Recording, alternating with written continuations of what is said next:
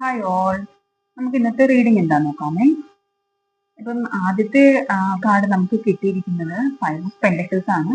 ഒരല്പം ഫിനാൻഷ്യൽ സ്ട്രഗിളിലൂടെ പോകുന്നതായിട്ടാണ് കാണാൻ പറ്റുന്നത്. ഇതൊരു ജനറൽ റീഡിംഗ് ആണ്. നിങ്ങൾ ആദ്യമേ മനസ്സിലാക്കുക, ഫോഴ്സ്ഫുള്ളി ഒന്നും നിങ്ങൾ നെഗറ്റീവ് ഒന്നും അട്രാക്ട് ചെയ്ത് എടുക്കരുത് കേട്ടോ.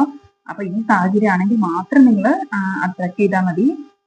ഇത് കാണാൻ പറ്റുന്നത് ഒരല്പം ഫിനാൻഷ്യൽ സ്ട്രഗിള്, അതുപോലെ രോഗാവസ്ഥ, ഹോസ്പിറ്റൽ കേസ്, പിന്നെ നിങ്ങൾ ഒറ്റപ്പെട്ടൊരവസ്ഥ, ഇമോഷണൽ ലോസ് എന്നിവയൊക്കെയാണ് ഇവിടെ കാണാൻ പറ്റുന്നത് കേട്ടോ.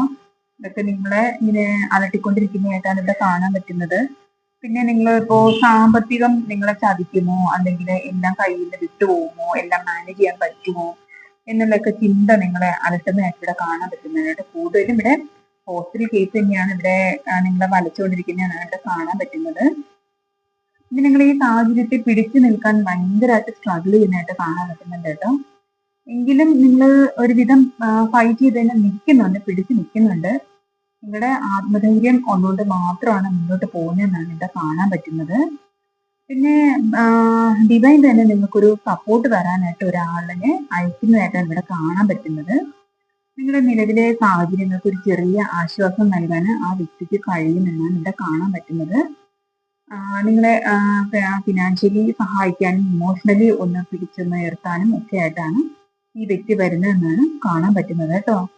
പിന്നെ നിങ്ങൾ ഇങ്ങനത്തെ എന്ത് സാഹചര്യം വന്നിരുന്നാലും യഥാർത്ഥ നിങ്ങളെന്ന് പറയുന്നത് വളരെ കോൺഫിഡന്റ് ആയിട്ടുള്ള ഒരു വ്യക്തിയായിട്ടാണ് ഇവിടെ കണക്ട് ആയിട്ട് വന്നിട്ടുള്ളത്. നിങ്ങൾ വളരെ ബോൾഡ് ആയിട്ടുള്ള ഒരു വ്യക്തിത്വമാണ്. നിങ്ങൾക്ക് എല്ലാ പ്രതിസന്ധികളെയും നേരിടാനുള്ള ഇന്നർ സ്ട്രെങ്ത് ഉണ്ടെന്നാണ് ഇവിടെ കാണാൻ പറ്റുന്നത് കേട്ടോ.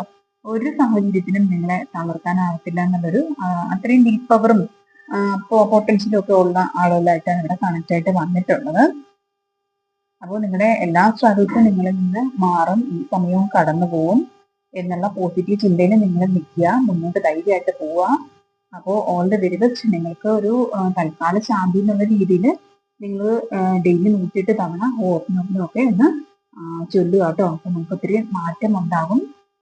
ഈ ദിവസവും കഴിഞ്ഞു പോകും, ഈ സാഹചര്യങ്ങളെല്ലാം നിങ്ങളിൽ നിന്ന് വിട്ടു പോകും. അപ്പോൾ കോൺഫിഡന്റ് ആയിട്ട് മുന്നോട്ട് പോവാട്ടോ. All the very best. Thank you.